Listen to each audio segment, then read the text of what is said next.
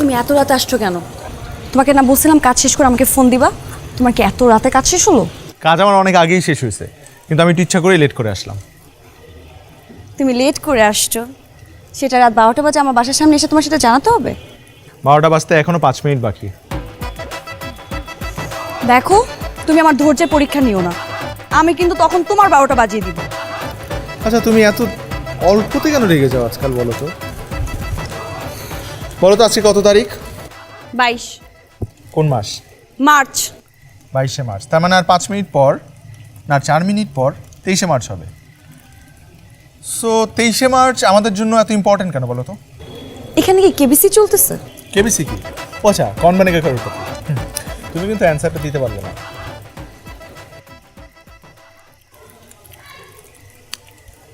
Happy anniversary. আজকে আমাদের anniversary? একটা থাপ্পড় মারবো তোকে। রিলেশনের এই কয়দিন আমাদের অ্যানিভার্সারি ডেটটা ভুলে গেছিস তুই? আমার তোমাকে প্রপোজ করার দিনটা খুব স্পষ্ট মনে আছে, কিন্তু তোমার আমার প্রথম দেখা তোমার মনে নাই। এখন প্রথম দেখার দিনটা যে সেলিব্রেট করা যাবে না, এটা কোথাও লেখা আছে? So happy anniversary.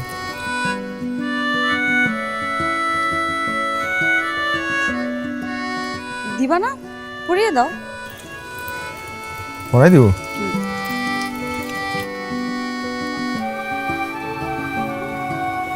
সুন্দর। অনেক ভাবা আছে তো, যাও তাও এটা। বাই। আসেন স্যার, আসেন স্যার। এই যে এই জমিটা দেখতেছেন, এই জমিটা হচ্ছে অত্র অঞ্চলের সবচেয়ে ভালো জমিন। আপনি জমিন মেলা পাবেন, কিন্তু আপনি দেখবেন যে দলিল ঠিক নাই, খাজনা খারিজ দেওয়া নাই, হ্যাঁ, মিউটেশন করানো নাই।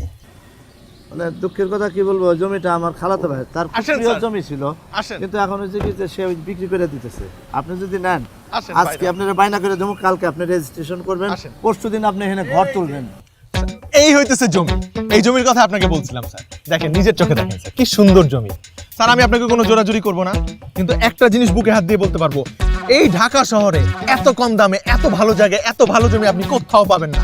শুধু একটাই জিনিস, সেটা হচ্ছে আজকের মধ্যে আপনার একটা সিদ্ধান্ত দিতে হবে। আমাদের স্যার অপেক্ষা করতেছে। স্যার বুঝছেন না, ওই ঢাকা শহরে মানে এত দালাল ভরে গেছে। এই এই আপনি কারে দালাল বললেন? হ্যাঁ, কারে বলতেছেন দালাল? আপনি যার গায়ে লাগছে তারই দালাল বলছি। এই ফালতু কথা, আপনি দালাল মিয়া? আমি দালাল?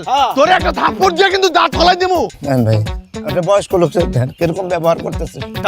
দালালের মতো কথা সে বলতেছে, আর আমারে বলে দালাল। আমার ভাইয়ের জমি আমি বিক্রি করতেছি, আইসা দালাল। আমার চাচার জমি এটা।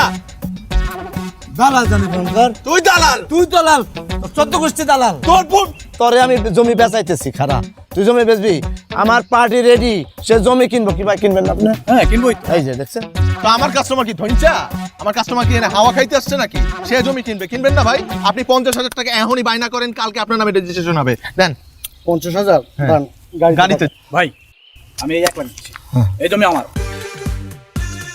ভাই আপনি এখনই জমির মালিকের সাথে কথা বলেন, আমি অফিস থেকে ফিরেই 2 লাখ টাকার বাইনা পাঠিয়ে দিয়েছি। আপনি আসলে একটা ধনচা। 2 লাখ টাকা নগদে বিক্রি হয়ে যাইতেছে জমি, আপনি বকেয়া কবে দিবেন না দিবেন? হ্যাঁ মিয়া ভাই, আপনি এগো কথা কান দিন না তো, এসব ফালতু লোকের কথা শোনার দরকার নাই। আপনি এক কাজ করেন, আপনি বাসায় যান, গিয়া নাকে তেল দিয়ে ঘুমান। শোনেন, আমি বিকেলবেলা ওই আবুল ভাইটা নিয়ে আসতেছি। আবুল ভাইকে? আরে আমার ভাই, খালাতো ভাই, জমির মালিক। ও আচ্ছা, যান আপনি, যান। ঠিক আছে, আপনি আসেন। হ্যাঁ।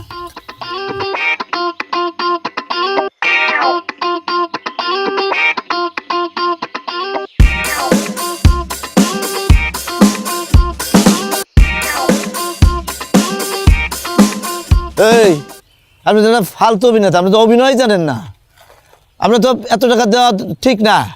তারপরেও নেহাত আমরা ভালো মানুষ, আপনার আমি দিয়ে দিতেছি। দাঁড়ান, ধরো তো বাইর করে টাকা দেবে, আস্তে আস্তে পড়ে যাবো। আরে টাকা তুমি ভালো দাও, পাঁচই দিব না কম দিব? দেওয়া উচিত তো 2। দাও দাও, 5 দিয়ে দাও। ধরেন, জঘন্য অভিনয় করে। যান যান, যান। ভাই দরকার লাগলে আবার ডাইকেন। তোমার আবার ডাকবো, তুমি যে অভিনয় করছো। কোট পুরা জায়গা কোট খোল। আরে কি হলো রে ভাই, এত দামটা করলেন ভাই, একটা কুট দিলে কি হয় ভাই? কথা কম, কথা কম। লন্ডি থেকে বাড়ান। তুই বেটা অভিনয় করতে পারছ না, তোর আমি তাও 5,000 টাকা দিছি। আমি তো থিয়েটার করা লোক না। এই স্বর্ণের চেন এটা, কই নাই তো স্বর্ণের, কইলে তো পকেটে ভরে রাখতেন। খোলেন মিয়া।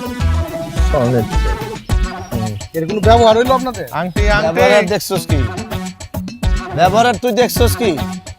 যখন আমি কামসার মধ্যে দিব না তখন বুঝবি। ডাইকেন আর হ্যাঁ যান। তোর এরকম তোর টাকা মরুন নাকি? আবার কয়ে মামা মামা আবার কয়ে হার্টের রোগী না হাট মাট কি বেটা, এখন টাকা আছে, টাকার গরম থাকেই আলাদা। মামা। পাও জানি কত মামা কি এ মামা, এ মামা,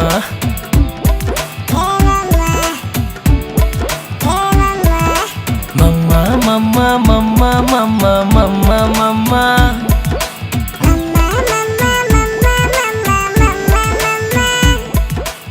ইস্কান্দার কম্বো চিকেন ইস্তানবুল কাবাব, আদানা কাবাব চিকেন। কি মুখস্থ করস? মুখস্থ করি না, মেনু দেখি, অর্ডার দিব। অর্ডার দিবে মানে? ক্ষুধা লাগছে না? এই এদিকে চা, কোথাকে আমার লাগে নাই? হ্যাঁ আমি মানুষ না, আমি কি রোবট? আর এগুলো মুখস্থ করতেছিস তুই? রাখ। কেন রাখবো? আমার ক্ষুধা লাগছে, আমি অর্ডার দিব। তুমি এনে নিয়ে আসছো কেন আমাকে? টাকা আছে নাকি? টাকা নাই তাহলে আনছো কেন তুমি আমাকে এখানে? হবে হবে ব্যবস্থা, তো ধৈর্য ধর, সবুর কর, সবুরে মেওয়া ফলে। মেওয়াটাও তো ফলতেছে না, মেওয়া ফললে তো তা খাইতে পারতাম।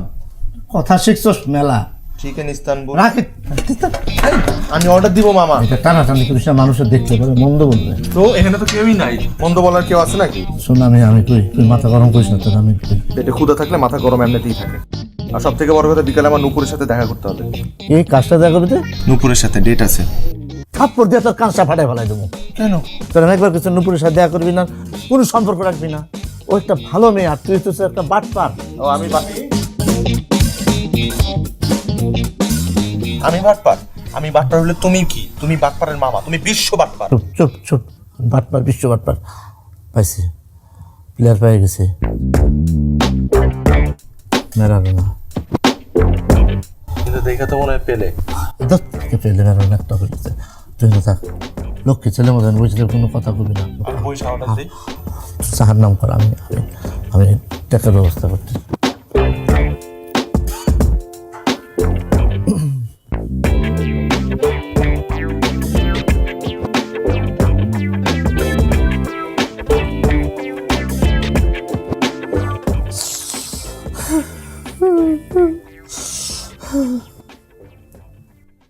হারিস ভাই, আপনি তো পাশানে তো নিষ্ঠুর কেমন হইলেন? আপনি সেই যে চলে গেলেন, আর কোনো খবর নাই। আমি সারা দেশ আমি তন্ন তন্ন করে আপনারা খুঁজছি, শুধু ঢাকা শহরে খুঁজি নাই। ওই যে কবি বলিয়াছেন না, ঘর হতে শুধু 2 পা ফেলিয়া একটি ধানের শীষের উপর একটি শিশির বিন্দু, আমি শিশির বিন্দু খুঁজে পাইনি আপনারে। আপনি কোথায় গেছিলেন, কই গেছিলেন হারিস ভাই? সরি, আপনার মনে হয় কোথাও ভুল হচ্ছে। আমি তো হারিস না, আমার নাম হচ্ছে ফারুক। আপনি কি বললেন, কি নাম বললেন আপনার? জি, আমার নাম হচ্ছে ফারুক। আপনার নিশ্চয়ই কোথাও ভুল হচ্ছে। এদিকে আয় তো দেখি তোর হারিস মামাকে। হারিস মামা না হতেছে, সে করতেছে, তার নাম বলে ফারুক। না তো কি? আমি তো হারিস মামা না। এই যে দেখ, সেই নাক, সেই ঠোঁট, সেই জিব্বা। না না না, হারিস ভাই। হারিস মামা তো আরো ফর্সা ছিল, সে তো শ্যামলা কালো। তাই নাকি? তাহলে আমি ভুল করতেছি, কিন্তু আমার কাছে মনে হচ্ছে সেই হারিস ভাই। এখন বুঝছি, ওই যে একটা মানুষ বলে না যে পৃথিবীতে নাকি 9 জন মানুষ একরকম হইতে পারে। 7 জন মামা, 9 জন না। আরে বাবা, এত পেঁচাস কেন হইলো? 7 আর 9 ভিতরে পার্থক্য কি? মিললে তো মিললো। মানে ঘটনাটা হয়েছে কি, ওই খুব ছোটবেলায় আমার এক ভাই ছিল, হারিস ভাই। আজ থেকে 17-18 বছর আগের ঘটনা আর কি। তো আমরা 2 জন নদীতে গামছা পইরা গোসল করতে নামছি। হঠাৎ আমি ডুবে যেতেছিলাম, আমি কইছি বাঁচাও বাঁচাও বাঁচাও, কে আছো? তখন হারিস ভাই আমার এসে বাঁচাইছে। কিন্তু এই বাঁচানোর পর যে কোথায় চলে গেল, সে কী কারণে গেল আমি আর জানি না। কাছে আপনার আমি ওই হারিস ভাই মনে করে ভ্রম করছি। যাই হোক, আপনি ফারুক ভাই থাকেন, অসুবিধা, কিন্তু আমার দিলের ভিতরে আপনি হারিস ভাই। তো আজকে একটু খাওয়া দাওয়ার কথাটা যদি বলো যদি রাজি হয় রাজি হবে। বলো আচ্ছা আচ্ছা হারিস ভাই, না থুকলো ফারুক ভাই, মানে আমার একটু শখ কি, মানে আমি হারিস ভাইরে খাওয়াবো, কিন্তু হারিস ভাই তো নাই, কোথায় আছে, কি করতেছে আমি তো জানি না। চাইছিলাম কি আপনি যদি আমাদের সাথে একটু খাইতে, মানে আমি চাইছি যে আমি আপনাকে আপ্যায়ন করবো, সব কিছু আপনি যা ইচ্ছা তাই করবেন, তাহলে আমি দিলে আমি একটু শান্তি পাইতাম রে ভাই। আরে না না না, আমি কেন? ভাঙ্গা পড়ো না মামা, ভাঙ্গা পড়ো না মামা। হারিস মামা পানির নিচে ভালো আছে, সুস্থ আছে। প্লিজ ভাই প্লিজ, ভাই আপ্যায়িত হইলেন ভাই। হার্টের রোগী, ওনারে মানা করেন না প্লিজ। যে কোনো সময় উনিও হারিস মামার কাছে চলে যেতে পারে। আচ্ছা ঠিক আছে ঠিক আছে, আপনারা এত ব্যস্ত হবেন না, আমরা একসাথেই খাওয়া দাওয়া করবো। ওকে, আলহামদুলিল্লাহ আলহামদুলিল্লাহ। তিনটা ইস্কান্দার। খাওয়া তো টেস্টি হয়েছে, ভেরি ফাইন। ইস্কান্দার চিকেন এটা, চিকেন করে দিয়ে ইস্কান্দার চিকেন। ইস্কান্দার চিকেন খান ভাই, ইস্কান্দার চিকেন। মামা মামা হ্যাঁ তাড়াতাড়ি খাও, তোমার না 4টার সময় মিটিং আছে। এই, আমার আবার কিসের মিটিং? আজকে আমি ফ্রি। তোমার না 4টার সময় একটা মিটিং আছে। মিটিং নূপুর। ও এই তুই আগে বলবি না সেটা, এখন বলতেছিস কেন? হাসেম ফারুক ভাই একটু যদি আপনি বেয়াদবি মাফ করেন, আমি একটা কথা বলতে চাচ্ছিলাম ছোট্ট। বলুন। বিষয় হচ্ছে কি, আমার একটা মিটিং আছে বিদেশিদের সাথে 4টার সময়, আমি একটু উঠতে চাইতেছি, যদি আপনি অনুমতি দেন। ঠিক আছে, আপনাদের তারা থাকলে আপনি চলে যেতে পারেন। আসি ভাই, চলো না মামা, চলো। তারা আবেগরে বাধা দিবি না কোনো সময়। রাক্ষসের বাচ্চা।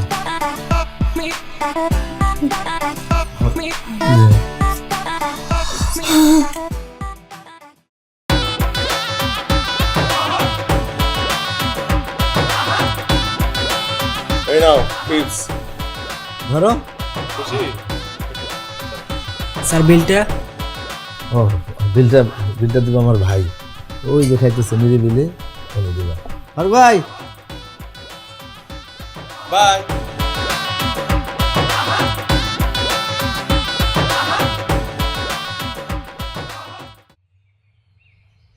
আর কত সময় চাও রেজন? হ্যাঁ, 1.5 বছর আমাদের রিলেশন, এখন আমার এমবিও শেষের দিকে। তুমি তোমার পড়াশোনা শেষ করেছো আর 2 বছর আগে, এখন পর্যন্ত একটা ভালো জব তুমি নিতে পারোনি। আর কত সময় লাগবে তোমার একটা ভালো জব নেওয়ার জন্য? তুমি কি তোমার ফ্যামিলি থেকে আমার বাসায় বিয়ের প্রস্তাব পাঠাতে পারবে? তুমি আমাকে আরেকটু সময় দাও, আমি আরেকটু সময়? এই আরেকটু সময় কতটুকু সময় আমাকে একটু বলো তো, স্পষ্ট করে ওই সময়টা বলো তো আমাকে, বলো। এই ধরো 6 মাস। কি 6 মাস? 1.5 বছর পর তুমি আবার আমার কাছে আরো 6 মাস চাচ্ছ। আসলে দোষটা না আমারই। আসলে তুমি না এখন আমাকে তোমার গ্র্যান্টেড মনে করা শুরু করে দিয়েছো। এখন আমি তোমাকে যাই বলি না কেন, তোমার কোনো কিছু গায়ে লাগে না। তোমার তো মনে হয় আমি সবসময় তোমার সাথেই আছি, তাই না? কিন্তু তুমি রং।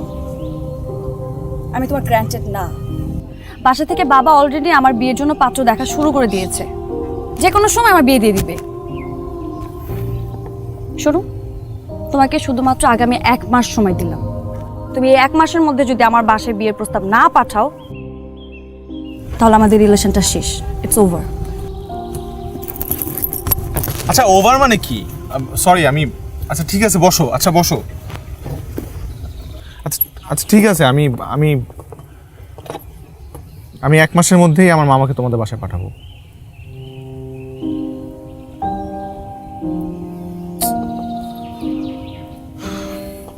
আচ্ছা শোনো, গত 1.5 বছর যাবত আমি তোমাকে একটা কথা বলবো করে বলতে পারি নাই।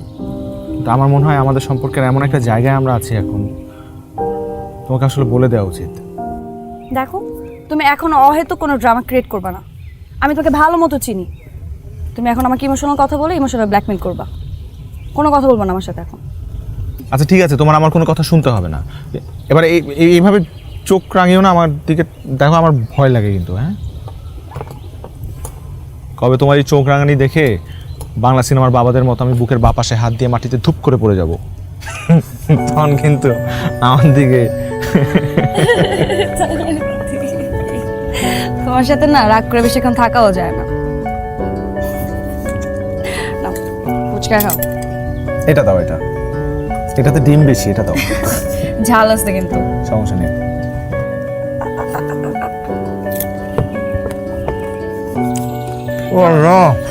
মরিচ পড়ছে, হ্যাঁ আমি বললাম তো তোমাকে ঝাল। মরিচ পড়ছে।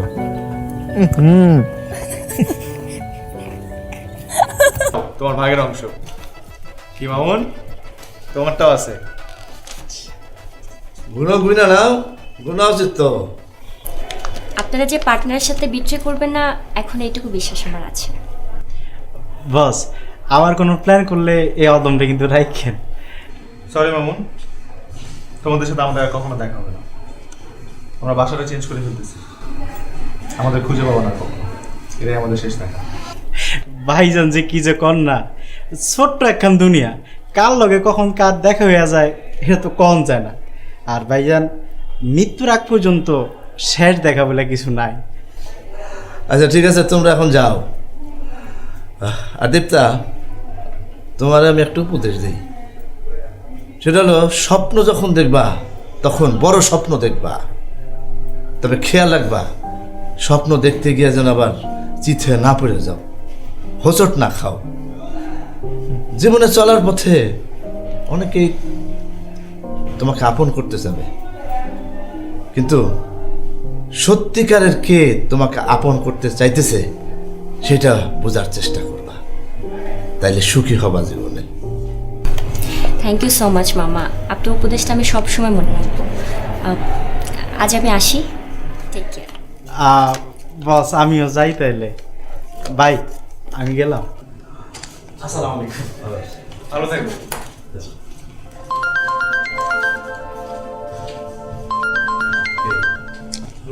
হ্যাঁ নুপুর বলো। তুমি কি এখনই একটু দেখা করতে পারবে আমার সাথে? এখন কেন, কোনো সমস্যা? না না, সমস্যা না। বাবা আজকে আমাকে আমার কোনো পছন্দ আছে কিনা জিজ্ঞেস করেছিল। আমি তোমার কথা বলেছি, সেটা নিয়েই কথা আছে। আচ্ছা আচ্ছা ঠিক আছে, আমি আসতেছি। কি হয়েছে, কি বলে নুপুর? যাইতে বললো, হুম, ওর বাবার সাথে নাকি ইমিডিয়েটলি দেখা করতে হবে।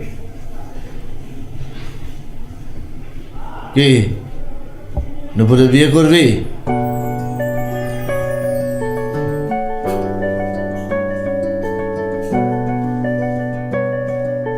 যা দেখা কর ওর বাপের সাথে। জীবনে তো কম মানুষ ঠকালাম না, আর ওনারা আমরা বুঝতে দিতে পারবো না। তুই যেহেতু বিয়ে করবি, নুপুরে চাইতেছিস বিয়ে করবি, করবি করবি করবি, আমার কথা ক্লিয়ার শেষ। কি এবার খুশি? তুমি যাবো আমার সাথে? অবশ্যই যাবো, যাবো না কেন, কালকেই যাবো। আজকে তুই দেখা করে যা যা। Thank you.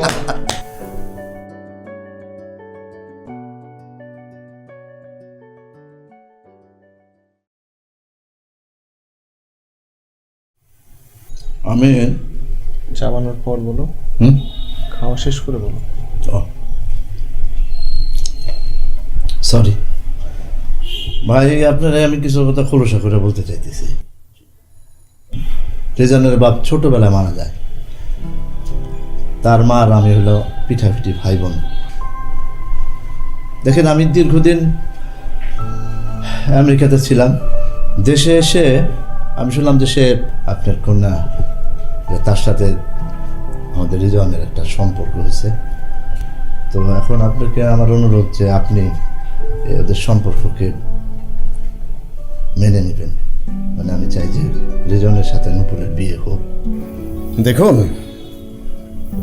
বাবা হিসেবে আমি নিজেকে যথেষ্ট আধুনিকই মনে করি। আমার মেয়ে নুপুরও অনেক কম বয়সে তার মাকে হারিয়েছে। বলতে পারেন আমিই তার মা, আমিই বাবা।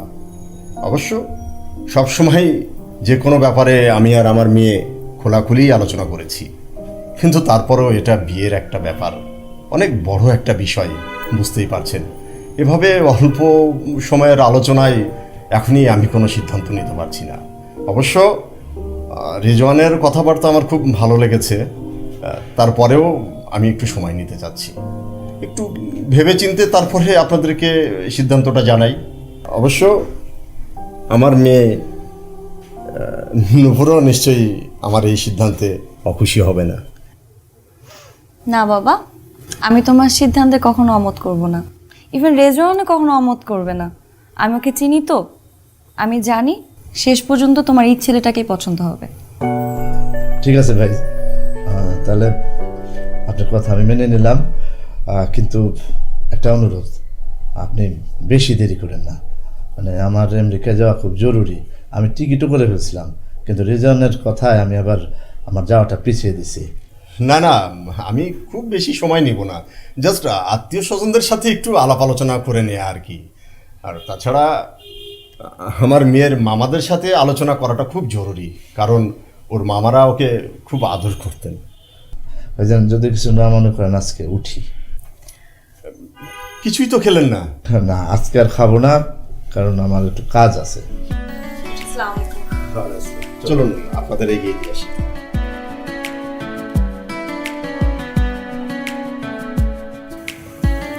আসি। কি ব্যাপার, তোমার মন খারাপ কেন? বিয়ের দিনটা আজকে ঠিক হয়ে গেলে ভালো হতো না? আরে বাহ, এতদিন তো আপনি আমার কাছে সময় চেয়েছেন, আজকে কয়টা দিন সহ্য হবে না আপনার? এই কটা দিন, এই কটা মুহূর্তই সহ্য হচ্ছে না আমার। আমি বাবাকে বুঝিয়ে বলবো, যত তাড়াতাড়ি সম্ভব আমাদের বিয়ে ডেট ফাইনাল করতে বলবো। ঠিক আছে? ঠিক আছে। হ্যাঁ মামা, আসি।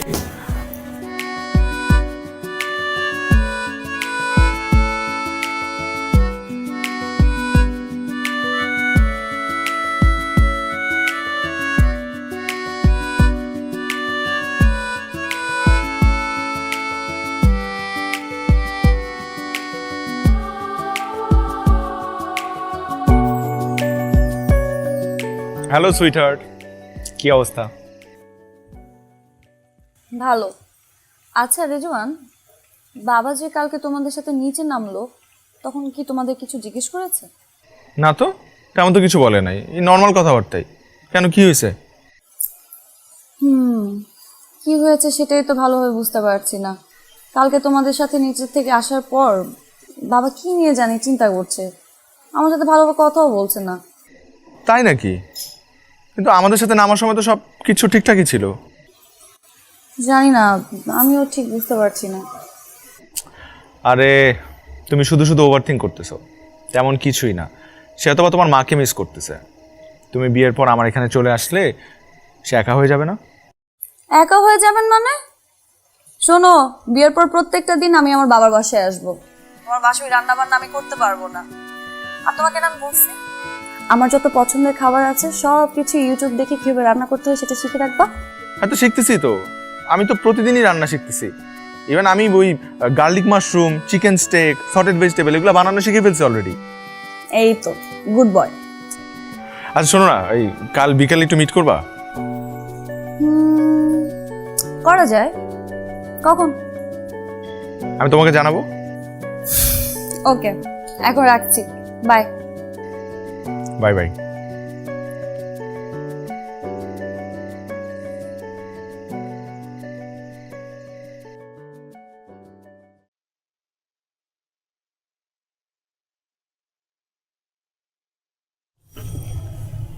মানুপুর,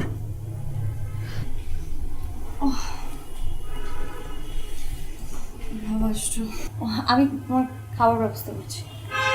না মা, একটু বস, তোর সঙ্গে কথা আছে। বস, শরীর খারাপ নাকি? এই অসময় ঘুমোচ্ছিস? না বাবা, আজকে রেজনের সাথে আমার বিকেলবেলা দেখা করার কথা ছিল। ও বলেছে ওকে ফোন দিলেও টাইমটা জানাবে। সে তখন তোকে ফোন দিচ্ছি, ও ফোনই ধরতেছে না আমার। আমি এই বিষয়টা নিয়েই তোমার সাথে আলোচনা করতে চাচ্ছিলাম। রিজওয়ান আর কখনোই তোমার ফোন রিসিভ করবে না। কেন? কি হয়েছে ওর? রিজওয়ান এখন থানায়। থানায় মানে? রেজন থানায় কেন যাবে? আর বাবা, তুমি কথা কিভাবে জানো? আমি জানি, আমি নিজে ওই টাউটটাকে থানায় পাঠিয়েছি। ওরা ওই মামা ভাগ্নি, দুইটাই ফ্রড। বাবা প্লিজ, আমি রেজওয়ানকে অনেক ভালো মতো চিনি। আমি আমার ভার্সিটির প্রথম থেকে ওকে চিনি। আমি অনেক ভালো একটা ছেলে, ও কখনো খারাপ কিছু করতে পারে না। হ্যাঁ ফাইন, তোমার ওকে ভালো লাগেনি, তুমি সেটা আমাকে বলতে পারতে, তাই বলে তুমি বাবা ওর এরকম ক্ষতি করবে? চুপ, একদম চুপ, আর একটাও কথা বলবি না। বাইরের দিকটা দেখেই একজন মানুষকে চেনাটা এত সহজ না। অবশ্য আমিও চিনতে পারিনি। আমাদের ভাগ্য ভালো, সেদিন ওদের সঙ্গে আমি নিচে গিয়েছিলাম। নিচে গিয়ে কি দেখেছি জানিস? ওরা যে গাড়িটা নিয়ে আসছিল, ওই গাড়িটা আমার বন্ধু সায়েমের। ড্রাইভার তো আমাকে দেখে তাড়াহুড়ো করে লুকানোর চেষ্টা করলো। আমি গাড়িটা দেখে প্রশংসা করলাম, আর ওই বাটপার, আরে ওর মামা, ও বলে কি না যে গাড়িটা নতুন কিনেছে। আমি অবশ্য তখনই বিষয়টা সাইমকে জানাই। সাইম ওর ড্রাইভারের সঙ্গে কথা বলে আমাকে জানালো ওরা নাকি মাঝে মাঝে টাকার বিনিময়ে ওর ড্রাইভারের কাছ থেকে গাড়িটা নিয়ে এদিক ওদিকে যায়। এখানেও আসার সময় ও ড্রাইভারকে বলেছে যে ওই কেউ যদি জানতে চায় বা জিজ্ঞেস করে যে গাড়িটা কার, যেন বলে যে ওদের। ড্রাইভার তো আর আমার বাসা চিনে না, তাই হুট করে এখানে এসে আমার কাছে ধরা পড়ে গেছে।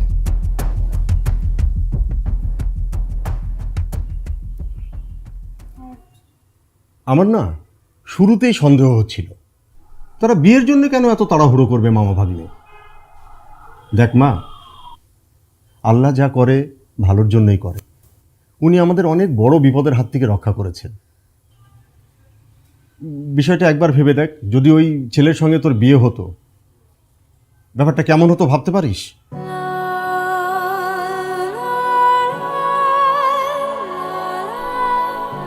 আমি আজকে সকালে থানায় গিয়ে ওদের নামে কমপ্লেন করেছি। পুলিশ গিয়ে ওদেরকে বাসার থেকে ধরে নিয়ে আসছে। ওরা দুজনে আমার সামনে দোষও স্বীকার করেছে। আজ এবং কাল সরকারি ছুটি, আগামী পরশুদিন ওদেরকে কোর্টে তুলবে।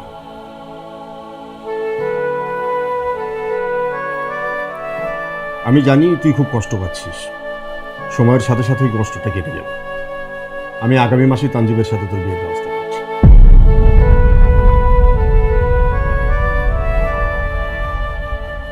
বাবা, তুমি আমার একটা রিকোয়েস্ট রাখবে? কি রিকোয়েস্ট?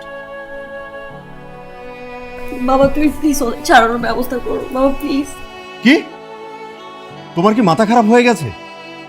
ওই মামা ভাগ্নে দুইটাই ফ্রড, এদের অবশ্যই শাস্তি হওয়া উচিত। বাবা আমি আর কোনোদিনও তোমার কাছে কোনো কিছু চাইবো না, তুমি প্লিজ আমার এই রিকোয়েস্টটা রাখো বাবা, প্লিজ।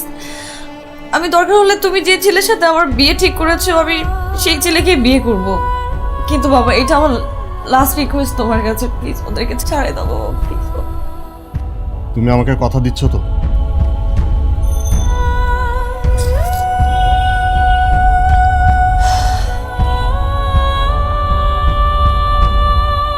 আমি তোমাকে ছুঁয়ে ছুঁয়ে কথা দিচ্ছি, তুমি ওদেরকে ছাড়িয়ে নিয়ে আসো, তারপর তুমি যা বলবে আমি তাই শুনবো।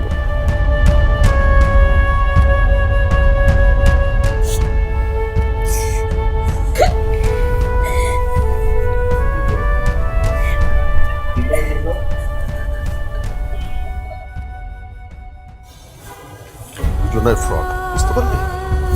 আমি আগেই তোকে বলেছি।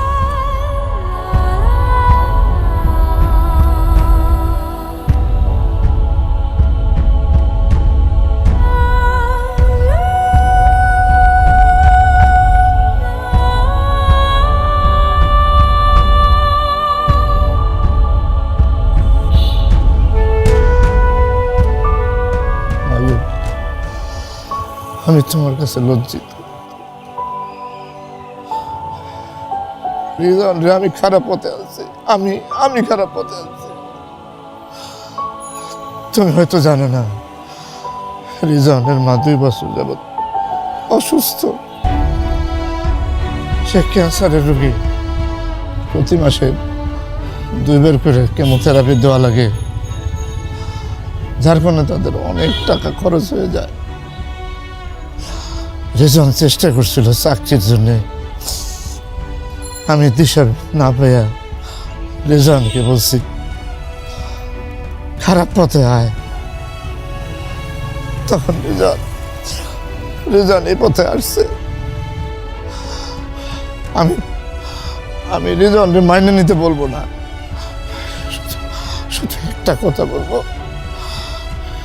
রেজাউল কোনো খারাপ ছেলে না, সে কোনো 2 নম্বর না।